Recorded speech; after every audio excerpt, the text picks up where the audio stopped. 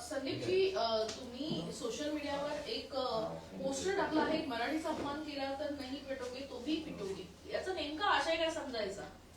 मला वाटतं काल ज्या पद्धतीने मुंबईत होर्डिंग लावण्यात आली की बटोगे तो पिटोगे वगैरे, त्यांना मला असं वाटतं की एक महत्वाचा मेसेज आम्हाला सगळ्यांना मिळून द्यायचा आहे की मराठीचा अपमान केलात तर तुम्ही बटा, नाही तर नाही बटा, नाही बटोगे तो भी पिटोगे. मराठीचा अपमान सहन केला जाणार नाही, हा सुस्पष्ट मेसेज हा गेला पाहिजे आणि तो मेसेज देण्याचं काम आम्ही केलेलं आहे. एकीकडे युती झालेली आहे ठाकरे गटासोबत आपली, आणि दुसरीकडे अशा पद्धतीनं उत्तर भारतीय विरुद्ध मराठी वाद हा या निमित्तानं दिसून येतोय, तो कितपत नाही. हा काय उत्तर भारतीय विरुद्ध मराठी वाद नाही. काही जे भारतीय जनता पक्षाच्या एआयनी जनरेट केलेली माकडं आहेत, त्या माकडांच्या एआय जनरेटेड माकडांचे हे प्रताप आहेत. तुम्ही ज्यांचा उल्लेख करताय ते असं म्हणतायत की हिट का जवाब पत्थर से नहीं लोहे से हम देंगे.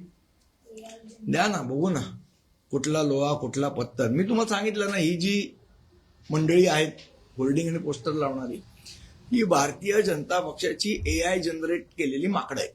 पण या निमित्तानं निवडणुकीच्या पार्श्वभूमीवर वातावरण टाकवण्याचा प्रयत्न होतोय का? कारण जर लोहेचे जबाब देणे याचा नाही, मुळात असं आहे की याचा विषय आला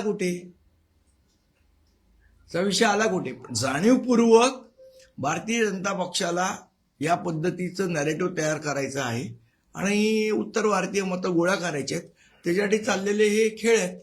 सोन्याची अंडी खाऊन झाली, आता कोंबडीच कापायला निघाले. आमच्याकडे विकासाचा तर त्यांच्याकडे खुर्चीचा एजेंडा. ही युती मराठी माणसाची नव्हे तर स्वतःचे अस्तित्व टिकवण्यासाठी उपमुख्यमंत्री एकनाथ शिंदे म्हणतात. मग मला एक सांगा की त्यांनी जी भारतीय जनता पक्षाबरोबर युती केली ती कशासाठी केली? सत्तेसाठीच केली ना, खुर्ची उभवायलाच केली ना.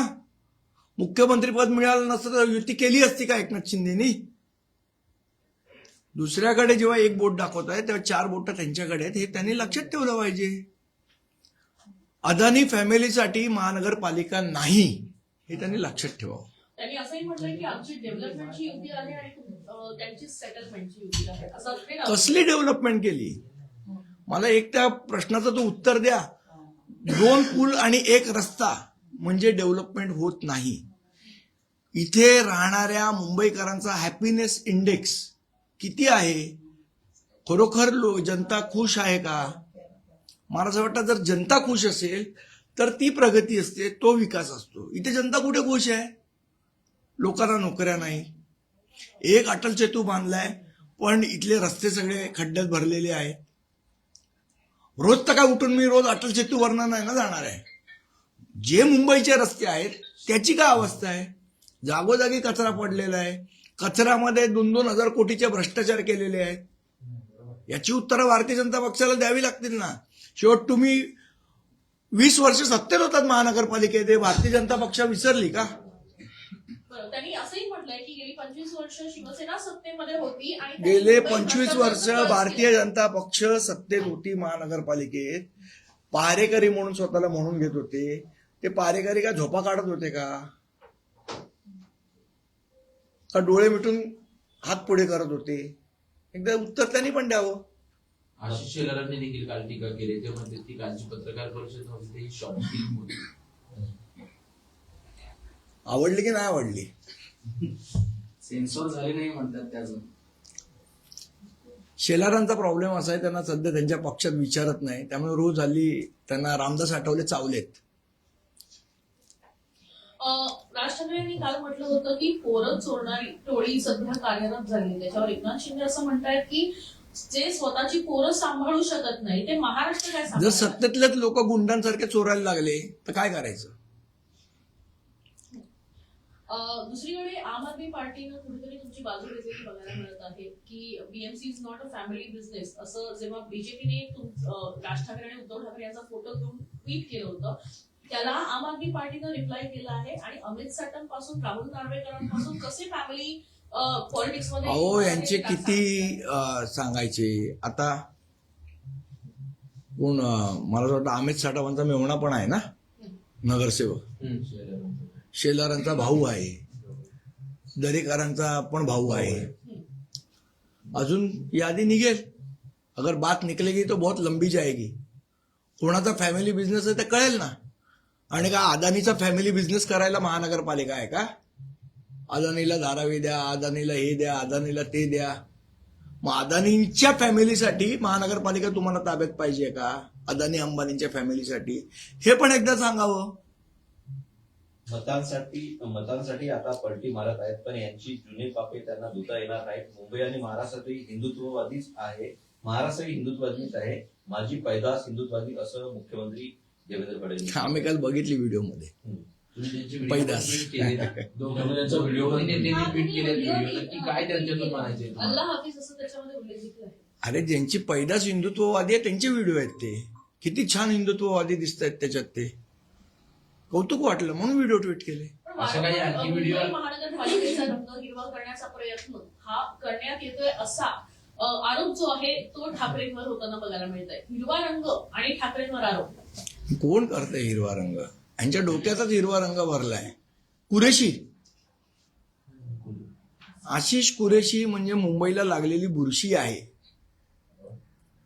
कुरेशींनी आम्हाला शिकवू. आणि मला एक सांगा, जेव्हा रजा अकादमीचा मोर्चा निघालेला हुतात्मा चौकाचे आपल्या आझाद मैदानाच्या इथे, त्यावेळेला ज्या पद्धतीची, त्यावेळेला कुठे होत्या हो यांचे हिंदुत्ववादी? घरात सगळे शेपट्या घालून बसलेले. कोण आलं बाहेर? फडणवीस साहेब आले का आशिष कुरेशी आले? कोण आलं बाहेर? का अमित खान आले? कोण आलं कोण बाहेर? त्यामुळे ह्यांनी आम्हाला हिंदुत्व वगैरे शिकवू नये. तुम्ही काल व्हिडिओ ट्विट केला आणि राज ठाकरे देखील म्हटले की माझ्याकडे देखील असे खूप व्हिडिओ आहेत. नक्की काय त्या व्हिडिओच्या माध्यमातून तुम्हाला त्या वाक्याचा अर्थ पण काय घ्यायचा? नाही, मला असं वाटतं येणाऱ्या दिवसात कळेल. आणि आता हे व्हिडिओचं लावले तो व्हिडिओ पुन्हा सुरू होणार आहे. येणाऱ्या दिवसात मला असं वाटतं याची सगळ्याची उत्तरं मिळतील. अभी तो सुरुवात आहे. शिवसेनेला 4 कारकून आणि बडवे यांनी घेरले होते, त्यामुळे हे कारकून आणि बडवे कोण यांचे उत्तर राज ठाकरेंनी अगोदर द्यावं, असं आशिष शेलार काल म्हणाले. आपत परिस्थितीत नाही, कुठल्याही परिस्थितीत नाही, राष्ट्रवादीची युती नाही नाही नाही. एकीकडे महायुती सध्या सक्रिय असलेली बघायला मिळते, मात्र त्याच्यामध्ये अजित पवार पुढे सक्रिय नाहीये. अजित पवारांना डावलून मला वाटतं अजित पवारांना प्रश्न विचारा, तेच उत्तर देऊ शकतात. मी त्यांच्या वतीने उत्तर कसं देणार? पण मग हिंदुत्व आणि हिरवा रंग हा अजेंडा पुढे येण्यासाठी अजित अहो, पवार- जे नवाब मलिकांच्या मांडीला मांडी लावून बसले ते काय आम्हाला शिकवत आहेत? सत्तेसाठी बसले ना. नवाब मलिकनं घेतलं ना पत्राखाली. एवढे पर्सनल आरोप नवाब मलिकांनी ज्या देवेंद्र फडणवीस साहेबांवर केले, त्या नवाब मलिकांना सोडवण्याचं काम कोणी केलं? भारतीय जनता पक्षानेच केलं ना. बरोबर यांची अजित पवार साहेबांची युती झाली आणि नवाब मलिक सुटले जेलमधनं. लोक काय मूर्ख आहेत का? लोकांना कनेक्शन कळत नाहीत काही? ज्या भुजबळांवर यांनी आरोप केले त्याच भुजबळांना मंत्रिमंडळात घेतलं. त्या हसन मुश्रीफ ते हातोडा घेऊन बिचारे किरीट सोमय्या गेले, त्यांचा हातोडा पण लोंबकळला त्याच्यामध्ये. मनसे आणि ठाकरे गटाची युती झाल्यानंतरच छत्रपती संभाजीनगर येथील सुमित तांबेकर जे जिल्हा सुमितचा विषय वेगळा आहे. आमची त्याचं बोलणं चालू आहे. थोडी नाराजी आहे, आम्ही बोलू त्याशी. पण मग ही नाराजी दूर करण्याचा प्रयत्न असेल. आम्ही बोलू, आमचे नेते मंडळी बोलतील त्यांच्याशी. जागा वाटपाचा काही पेच नाही, उमेदवारच मिळत नाही ठाकरे बंधूंना, असं देखील सांगण्यात येतं. योगेश कदम. कोण? योगेश कदम. योगेश कदम का बैठकीला हजर होता आमच्या? फुल अँड फायनल यादी कधीपर्यंत येऊ शकते? कारण अवघे 21 दिवस राहिले. अजूनही चर्चा चालू आहे. आज उद्यामध्ये यादी फायनल. आणि दादरच्या जागांवरून काही घोळ अडलं या प्रोसेसमध्ये मी नाही. आमचे वरिष्ठ नेते नांदगावकर साहेब आणि सरदेसाई साहेब बघतायत. ते तुम्हाला 1-2 दिवसात संपूर्ण नव्हते. ते तब्येत बरी नाही त्यांची.